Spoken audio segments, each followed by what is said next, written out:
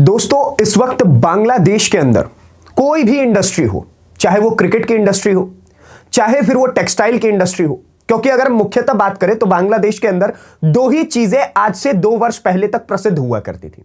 उनमें से एक क्रिकेट, जिसकी वजह से उनके पास काफी इनकम आया करता था, जिसमें आईसीसी और बीसीसीआई का बहुत बड़ा हाथ था, और दूसरी इंडस्ट्री थी टेक्सटाइल की इंडस्ट्री, क्योंकि वहां पर कपड़ा बनाना और उसको रेडीमेड तरीके से बना करके तैयार करके दुनिया भर में बेचना, यह बांग्लादेश का सबसे मुख्य काम में से एक हुआ करता था।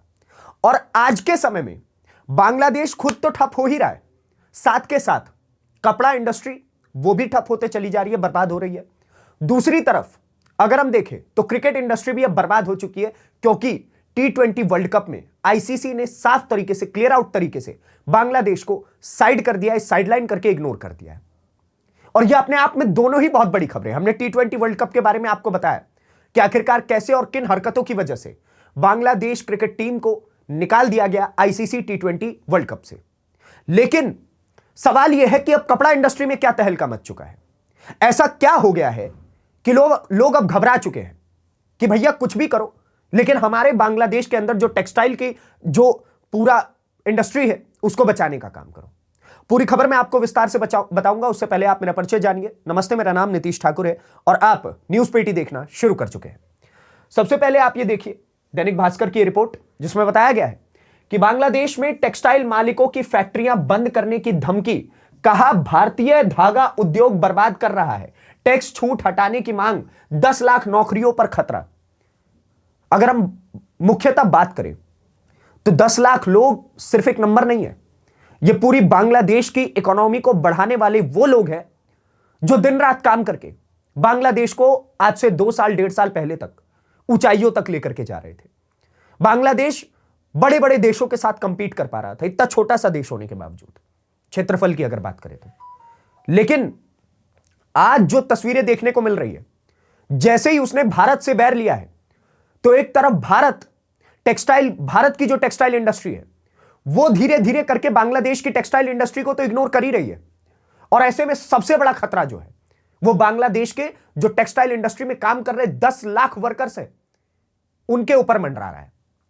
और इस संख्या को मात्र 10 लाख मत समझिए, 4-4 व्यक्ति हर परिवार में होता है, तो 40 लाख लोगों की बात है कि उनका पेट भरना मुश्किल हो जाएगा, क्योंकि भारत से बैर करना, भारत के खिलाफ एक साजिश रचना किस प्रकार से बांग्लादेश को बर्बाद करेगा, आप इस पूरी खबर में देखते चले जाइए। आप देखिए, इसमें बताया गया है कि बांग्लादेश की टेक्सटाइल इंडस्ट्री गंभीर संकट से गुजर रही है। टेक्सटाइल मिल मालिकों ने चेतावनी दी है कि अगर सरकार जनवरी के अंत तक यार्न धागे की ड्यूटी फ्री इंपोर्ट को खत्म नहीं करता तो 1 फरवरी से देश भर की मिलों में काम बंद कर दिया जाएगा। यानी कि जितने भी वहां पर टेक्सटाइल इंडस्ट्री के मालिक बैठे हुए, जो बड़े बड़े प्लेयर्स हैं, मार्केट के सबसे बड़े प्लेयर्स हैं, उन्होंने गवर्नमेंट को धमकी दी है कि जो धागा हम लोग इंपोर्ट करते हैं उस पर आप टैक्सेस खत्म करिए, क्योंकि हम लोगों को बहुत समस्या हो रही है। भारत हमारे साथ रिश्ते अच्छे बना नहीं रहा है, हमारी टेक्सटाइल इंडस्ट्री को हेल्प कर नहीं रहा है, जो अब तक करता आ रहा था, चाहे वो आयात हो या निर्यात के रूप में।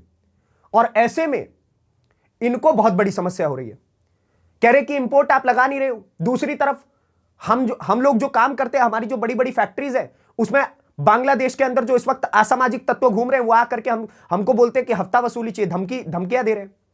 तो हम आपको भी टैक्स दे, इंपोर्ट ड्यूटी पर भी टैक्स दे, और उसके बाद इन हफ्ता वसूलियों वालों को भी पैसा हम भरते रहे।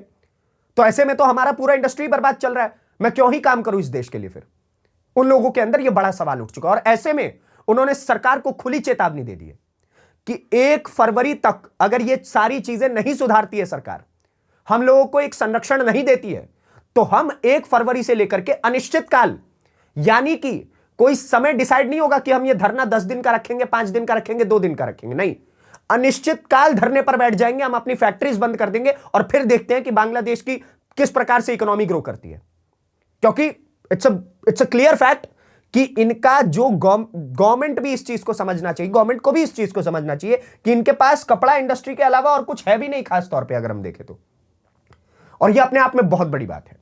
आगे आप देखिए, मीडिया रिपोर्ट्स के मुताबिक बांग्लादेश के कॉमर्स मंत्रालय ने नेशनल रेवेन्यू बोर्ड को इंपोर्ट यार्न पर ड्यूटी फ्री सुविधा खत्म करने के लिए सिफारिश की है। मिल मालिकों का कहना है कि भारत से आने वाला सस्ता धागा घरेलू बाजार में भर गया है, जिससे 12,000 करोड़ रुपए से अधिक का स्टॉक बिक भी नहीं पा रहा है।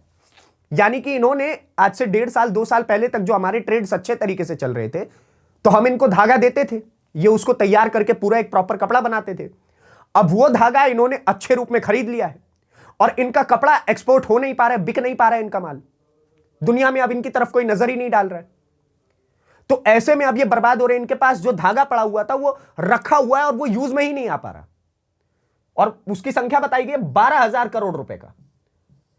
ऐसे में इनके लिए बहुत बड़ी समस्या हो रही है कि भाई 12,000 करोड़ रुपए का स्टॉक हमारे पास रखा हुआ और वो बिक नहीं पा रहा है, तो हम करें क्या? बैठे रहें? और कब तक बैठे रहेंगे? तो ऐसे में उन्होंने बंद करने का ही फैसला कर दिया कि अगर हम बंद करेंगे तो 10 लाख लोगों की नौकरियों पे एक खतरा मंडराएगा, जिससे गवर्नमेंट हमारे ऊपर ध्यान देगी। और ये अपने आप में बड़ी खबर है दोस्तों कि किस प्रकार से बांग्लादेश अपनी बर्बादी की पटकथा, बर्बादी की गाथा खुद ही लिखते जा रहा है। इसलिए कहते हैं कि एक देश उसी व्यक्ति के हाथ में दो जो नेशनल और इंटरनेशनल दोनों इंटरेस्ट में काम करे, दोनों इंटरनेशनल अफेयर्स को बहुत बेहतरीन तरीके से समझे, वरना पाकिस्तान और बांग्लादेश बनने में समय नहीं लगता है। और आप समझिए कि आज से 1.5 साल पहले तक अगर हम बांग्लादेश की बात करें तो उसकी उन्नति की बात होती थी कि किस प्रकार से पर कैपिटा इनकम वहां पर ग्रो करती चली जा रही है, जीडीपी वहां पर धीरे धीरे करके ग्रो कर रही है, हर इंडस्ट्री में धीरे धीरे करके बांग्लादेश अपने आप को प्रेजेंट कर रहा है, बोल रहा है कि हम बेहतर तरीके से काम करेंगे। परंतु आज देखिए, मात्र 1.5 साल के अंदर भारत जैसे एक अच्छे पड़ोसी से अपने रिश्ते खराब करने का नतीजा यही होता है कि आपको ऐसे दिन देखने पड़ते हैं कि आपके 10 लाख से 40 लाख लोग तक भूखे मर जाएंगे और आपके पास खाने को रोटी नहीं होगी। और पाकिस्तान से दोस्ती निभाने का भी यही नतीजा होता है दोस्तों, क्योंकि देखिए वो कहते हैं ना कि जैसी संगत वैसी रंगत। भारत के साथ आपकी संगति अच्छी थी तो आप धीरे धीरे करके ग्रो करते चले जा रहे थे। आज आपके साथ पाकिस्तान की संगति बहुत बेहतरीन बन रही है, आप बहुत अच्छी जोड़ी बनाने की कोशिश कर रहे हैं, तालमेल बढ़ा रहे हैं, तो अब आपके पास खाने को रोटी नहीं है जिस प्रकार से पाकिस्तान के पास नहीं है। और यह चीजें क्लियर आउट करती दिखाती है कि आपकी हैसियत क्या है। इसलिए अपने पड़ोसियों से, खासतौर पे जो अच्छे पड़ोसी है, भारत जैसे जो पड़ोसी है, उनसे रिश्ता बिगाड़ने से कोई फायदा नहीं होगा। क्योंकि देखिए, एक तरफ आप T20 वर्ल्ड कप नहीं खेल रहे हैं, तो जो भी आपके मैच प्लेयर्स जो थे उनको जो पैसा मिल सकता था, और उसके बाद बीसीबी बांग्लादेश क्रिकेट बोर्ड को जो पैसा मिल सकता था, वो सब तो बर्बाद हुआ ही। अब ये देखिए एक और खतरा। और ऐसे करके अभी तो ये तो बस शुरुआत है, अभी देखते जाइए।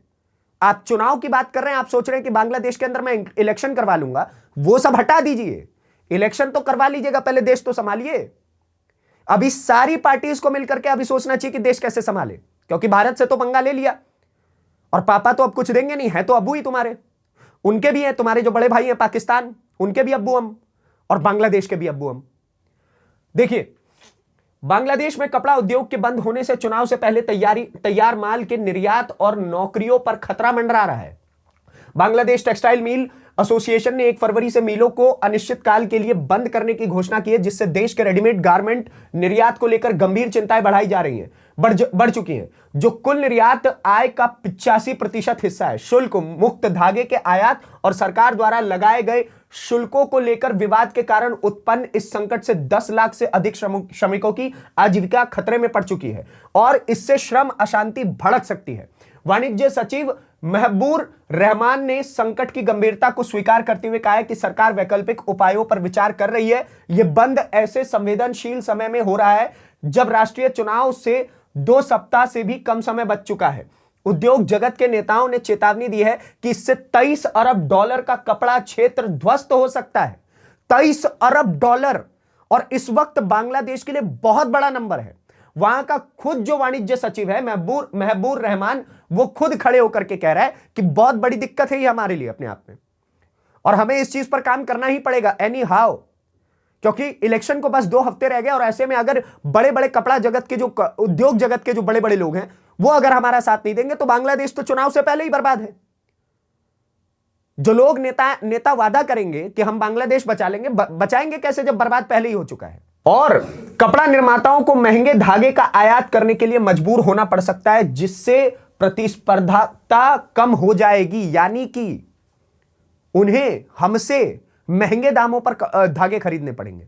और ऐसे में खतरा उन्हीं लोगों के लिए, क्योंकि पैसा नहीं है उनके पास। और इस वक्त महबूर रहमान और पूरा का पूरा बांग्लादेश की जो इस वक्त की अंतरिम सरकार बनी हुई है, वो भी इस बात को जानती है कि अगर गलती से भी कपड़ा उद्योग बंद हो जाता है तो हमारे पास खाने के लिए रोटियां नहीं बच पाएंगी, क्योंकि बहुत कुछ इस पर निर्भर है। आपका पूरा का पूरा देश इसी चीज पर निर्भर है। और ऐसे में आप कहां से एक्सपेक्ट कर सकते हैं कि जी ये बंद हो जाए और हमें कोई फर्क ना पड़े। एक और आप खबर देखिए, 10 न्यूज की रिपोर्ट है जिसमें बताया गया है बांग्लादेश में कपड़ा मिल बंद होने से रेडीमेड कपड़ों के निर्यात पर चिंता बढ़ चुकी है और आजीविका खतरे में है। अब आप देखिए, हमसे धागा खरीदते हैं, अब इन्हें धागा महंगे दाम पर मिल रहा है, इंपोर्ट ड्यूटी जो उनकी गवर्नमेंट है वो कम नहीं कर रही है, तो और महंगा हो जा रहा है। ये लोग जो कपड़ा बना रहे हैं, रेडीमेड कपड़ा जो बना करके तैयार कर रहे हैं हमसे लिए धागों पर, वो इनके बिक नहीं पा रहे हैं, कोई खरीदने को तैयार नहीं है। और ऐसे में 23 अरब डॉलर का नुकसान और हजारों करोड़ रुपए का इनके पास जो स्टॉक रखा हुआ है वो सब बर्बाद होता जा रहा है। और ये अपने आप में पूरे बांग्लादेश के लिए बहुत बड़ी समस्या का समय है। और बांग्लादेश के ऊपर ये खतरे का बादल जो है वो मंडराना तो अभी शुरू हुआ है। अभी बांग्लादेश को अभी न जाने कितनी चीजों के लिए तैयार रहना होगा। आप क्रिकेट जगत में फेल हो चुके हैं, पॉलिटिकल जगत में आप फेल हो चुके हैं, इंटरनेशनल अफेयर्स में आप फेल हो चुके हैं, कपड़ा जगत में आप फेल हो चुके हैं। आपके पास बचा ही कुछ नहीं है इस वक्त, खुद को भी बचाने के लिए, और देश को बचाना तो छोड़ ही दीजिए। इस वक्त मोहम्मद यूनुस की स्थिति जो है वो बिल्कुल ऐसे है कि बंदर के हाथ में नारियल। उसके लिए वो खाने की चीज नहीं, वो खिलौना है, वो खेलते रहेगा। इसी प्रकार से यूनुस के लिए बांग्लादेश एक देश नहीं है जिसमें वो सत्ता करके उसको आगे बढ़ाने का काम करे। इस वक्त वो अमेरिका का प्लांटेड एक ऐसा व्यक्ति है जो पूरे बांग्लादेश के साथ खिलवाड़ ही कर रहा है, खेल ही रहा है उसके साथ। और बांग्लादेश के लिए अपने आप में बहुत चिंता का विषय है। बांग्लादेश के लोग जो इस वक्त रेडिकल सोच के साथ भारत के खिलाफ नारे लगाने में अपना समय व्यर्थ कर रहे हैं, भारत के खिलाफ हिंदू और मुस्लिम का प्रोपेगेंडा करके वहां पर हिंदुओं को मारने में काम कर रहे हैं, इससे बेहतर है अपने सरकार से सवाल करो खड़े होकर के कि आखिरकार क्यों आप हमारे देश को बर्बाद करने के पीछे पड़े हुए हैं।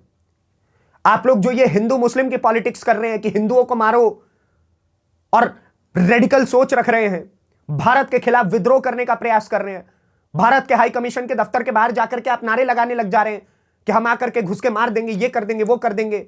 आप बोल रहे हैं हम चिकन नेक काट लेंगे। अरे इन सबसे कुछ नहीं होने वाला, क्योंकि ये तुम्हारी सरकार भी जानती है, तुम्हारी सेना भी जानती है और तुम भी जानते हो कि ये सारा प्रोपेगेंडा फेक है और इस सबसे तुम भारत का कुछ नहीं कर सकते हो। नथिंग, बाल भी बाका नहीं होगा भारत का।